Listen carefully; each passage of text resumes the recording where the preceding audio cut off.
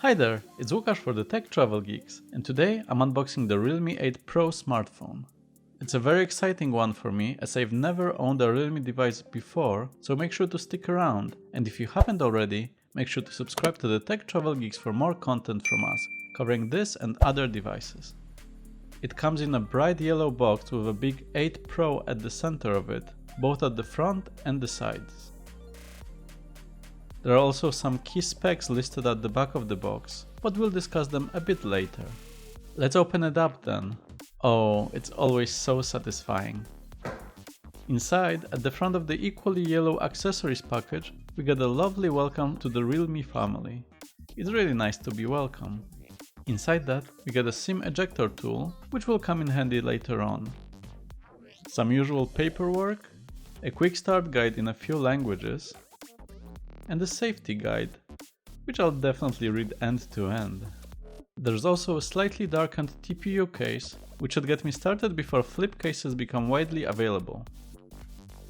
However, the one thing I noticed after filming and editing most of this video was that the case is really tight, as in, it takes a lot of effort to put it in. It took me quite a few tries, and it only seems to fit in when you put it on from the bottom. Luckily, once you do it, it works fine, so it's just a bit of a heads up for you. Next we get the phone itself, but we'll discuss it in just a moment. Underneath it, we get one of the selling points of this device, a 65-watt charger, which is quite amazing for this price point. It's quite a big one, and it's using Realme's SuperDart technology, similar to ones used by its sister brands like Oppo's VOOC chargers. The phone limits the charging input to 50 watt, but it should still charge the 4500 mAh battery to 50% in just 17 minutes, which is amazing. We also get a USB-C cable, which will get the phone charged for you quickly, or help you transfer some data to a computer. And finally, the phone itself. It had a sticker on the back, so let's get rid of it. I got the Infinite Black version, as it was the only one available on Amazon, but there are other colors available elsewhere. The first thing that jumps out straight away is the huge "Dare to Leap" slogan written in all capitals on the back. It's definitely attracting attention, so be prepared that you'll be making a statement with it. The back is textured with a slightly different texture on the text, and it also nicely reflects the light, so it's quite interesting. The good thing is that the back won't keep any fingerprints, which can be good if you don't use a case. The next thing I noticed was the camera system, arranged in 4 symmetrical circles, reminding me a bit of a kitchen stovetop. We will discuss the camera specs a bit later, but the camera bump isn't too big in this case. What's also very noticeable is how light and thin the device is. Weighing just 176 grams, it's indeed very light, probably thanks to its plastic back and frame. The front exposes the other highlight of this device, the 6.4-inch Super AMOLED screen. It's one of the main reasons why I got this device, so I hope it performs well. Let me switch it on for a moment to see what it looks like.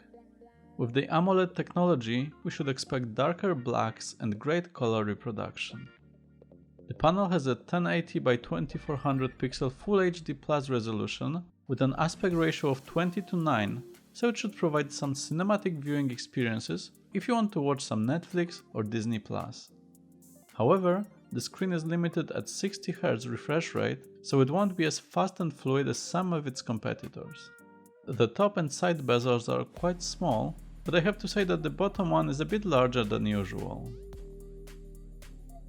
The front-facing camera is situated at the top left corner of the screen, and it's a 16 megapixel one with f2.5 aperture.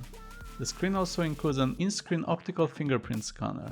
I'm looking forward to testing it out, as the last few phones I got had side-mounted ones instead. We'll see how well this one performs soon. Looking at the back of this device, there's some good news. In addition to USB-C, it also supports the carriage port or 3.5mm headphone jack, which is still great to see. There's also a single bottom-facing speaker and a microphone. Too bad that there's no stereo speakers or an FM radio here, but you can't have everything. On the right, there's just a volume rocker and a power button, this one without any color accents. On the left hand side, you'll find the dual SIM and microSD card slot. So it's good to see that you can have both two SIM cards and still expand the included 128GB of storage with extra memory. Speaking of specifications, the phone is powered by Qualcomm's Snapdragon 720G chipset, which is a mid-range processor announced in early 2020. It's the same one as the one used in Realme 7 Pro, as well as the Samsung Galaxy A52, which Matteo recently unboxed on our channel as well. I'll have to see how well it performs, but it should definitely be fast enough for daily tasks and some gaming as well. My model comes with 8GB of memory, which is great to see, but there's also a 6GB version available in some markets. Similarly, depending on the market, you may or may not have NFC enabled. However, the chipset doesn't have a 5G radio, so make sure to keep that in mind. The software running on Realme 8 Pro is Android 11, using the Realme UI 2.0 software distribution. We will discuss the software experience and setup in a separate video in the next few days, so make sure to check it out. Finally, let's discuss the cameras. The headline is the 108 megapixel main sensor, the same as the one in Xiaomi's Redmi Note 10 Pro. We'll definitely be doing a comparison of the two devices, including their cameras, so stay tuned. There's also an ultra-wide lens, which is great to see, as it allows you to take more varied photos in different situations. There's also a macro camera, unfortunately of the 2 megapixel variant, so I'm not expecting the best results, as well as a 2 megapixel depth sensor to top it off. Overall, the performance of the camera system should be good, but I'll need some time to review it properly. That's it for this video. We'll continue with more videos about the Realme 8 Pro, including a setup video soon and comparison with some other devices, so make sure to check back soon. But for now, thanks for watching.